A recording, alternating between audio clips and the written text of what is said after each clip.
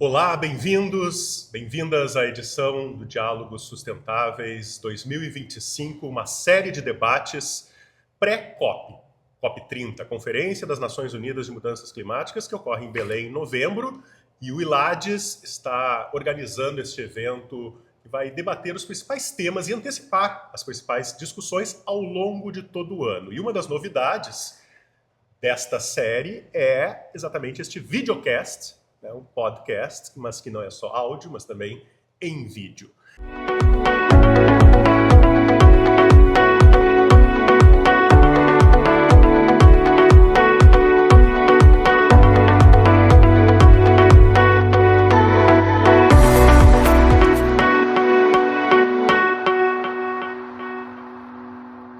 Vou apresentar aqui os nossos convidados, antes de tudo, Marcino Fernandes Rodrigues Júnior, advogado presidente do ILADES, idealizador de todo este evento, de todas essas discussões. Aqui à minha direita, o diretor-geral do Departamento Municipal de Água e Esgoto do DEMAI, Bruno Vanuzzi, presidente do Serviço Autônomo Municipal de Água e Esgoto, João Ues, bem-vindo, obrigado, e o diretor da Comusa, os Serviços de Água e Esgoto de Novo Hamburgo, Neri Quilante.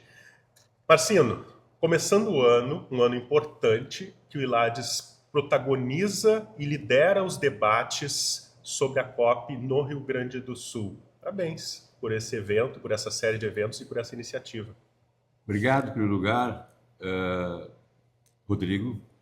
Queria agradecer aqui a companhia, né, dos amigos, posso dizer assim, Bruno, de longa data, né, que antes, recentemente, mas já é um velho amigo, né?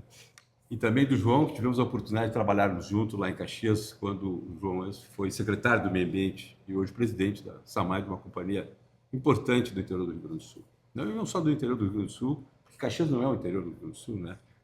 É a capital quase da região sul, né? Brinco com os caxienses lá, mas me sinto bem em casa lá, tenho bons amigos. Queria dizer a importância e a relevância do que nós estamos fazendo neste ano em especial. O ILADES completa 14 anos, está completando 14 anos da sua fundação. As instituições sem fins lucrativos no Brasil são muito difíceis de avançar. Em alguns momentos as pessoas desistem. Nós não desistimos nunca, jamais. Resistimos e persistimos porque nós temos um propósito de levar conteúdo qualificado, debates qualificados, não ideológicos, para a sociedade como um todo. Nós estamos hoje aqui numa oportunidade única, no sentido que nós vamos levar uma discussão que se trata da saúde pública no Brasil, né? E em outros países também que passam com muita dificuldade a questão, né, da água, do saneamento, enfim. Então, mais do que o nível de importância e relevância, nessa manhã nós temos o privilégio de termos pessoas conosco aqui, como o Bruno, como o Quilante, como o João, e a companhia aqui do grande jornalista Rodrigo Lopes. Obrigado. Obrigado, Marcino. Dando início, então, a esse nosso debate aqui, rapidamente, Bruno, o que o DEMAI está fazendo para se preparar do ponto de vista de redução de emissões de gases poluentes? Esse é um desafio enorme de toda a humanidade, né? Então, mas a gente vive na nossa cidade, que é Porto Alegre, na urbe, na polis, né? Como é que vocês lidam com esse tema internamente? Bom, todo sistema de saneamento tem como principais insumos, né? O maior insumo, pelo menos na rubrica financeira, é o insumo de energia. E hoje, a questão da pegada de carbono nas emissões em energia está muito presente no Mercado Livre. Então, o DEMAI, dentro de um projeto pioneiro, dentro da Prefeitura de Porto Alegre, já está no Mercado Livre e vem adquirindo sucessivamente contratos de energia limpa, energia verde renovável. Então, esse insumo nós estamos já talvez em 60% a 70% do nosso consumo, e é uma rubrica de 100 milhões de reais ano. Então, o consumo do DEMAI é hoje, talvez dentro de Porto Alegre, seja o maior consumidor, né? Então, nós temos todas as estações de bombeamento, nós temos 127 equipamentos que dependem de energia elétrica de forma intensiva. Então, nós estamos pegando forte nisso e, claro, a alteração dos nossos insumos, né? Então, aí já não é exatamente emissão de carbono, mas sim o nosso footprint aqui na região, nos nossos efluentes, substituição progressiva de alguns produtos químicos que são utilizados por elementos mais inertes. E são projetos que estão aqui para fim de 2025 e início de 2026, mas hoje o nosso foco principal é em energia. João, em Caxias os desafios são semelhantes aos de Porto Alegre? Estamos falando de uma grande cidade também, Exato, né?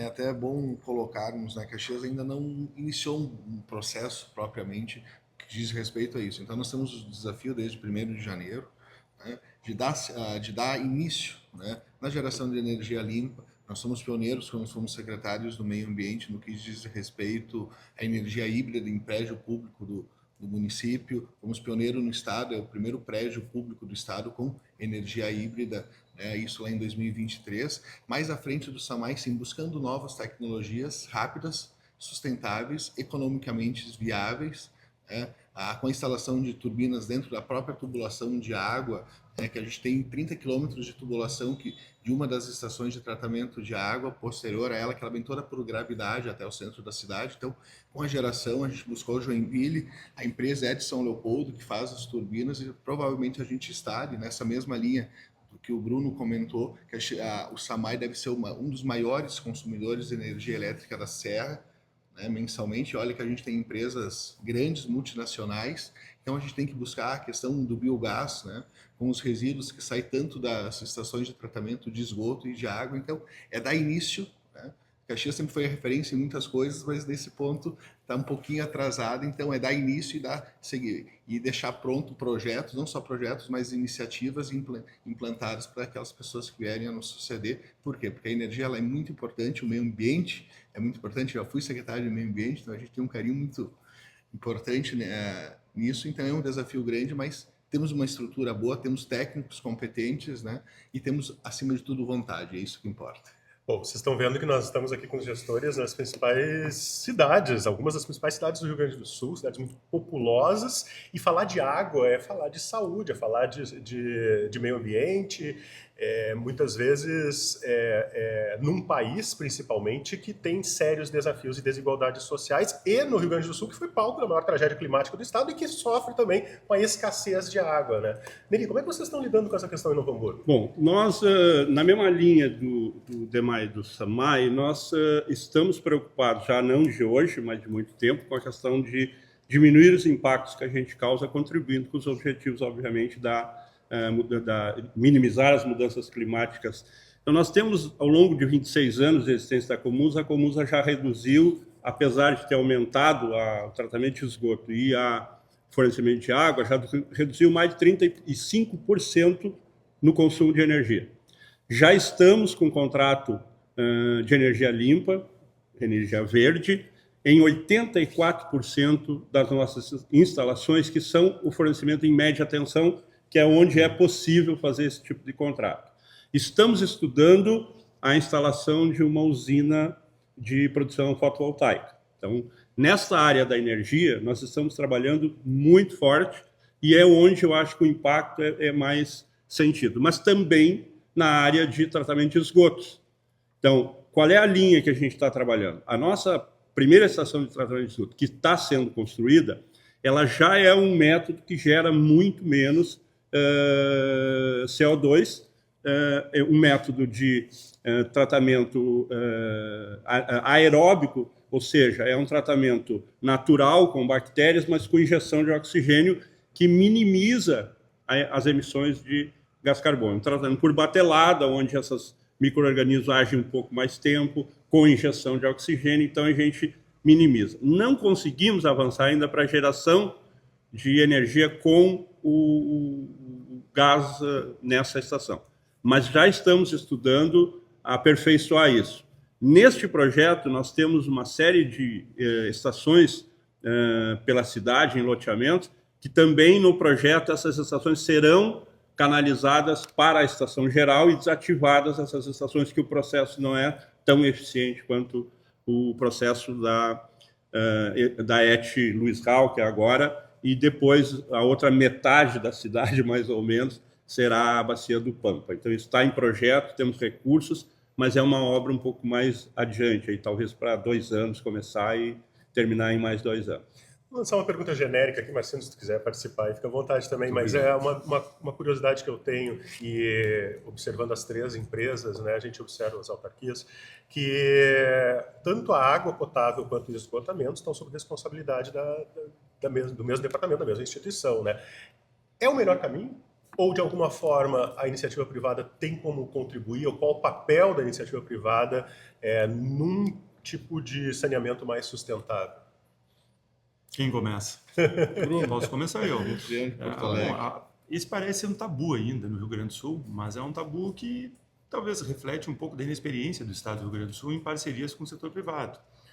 Antes de mais nada, é sempre importante relembrar que a iniciativa privada já participa do setor de saneamento de uma forma quase onipresente. Então, todas as grandes obras são realizadas por empresas privadas no Rio Grande do Sul, como em qualquer outro lugar do mundo.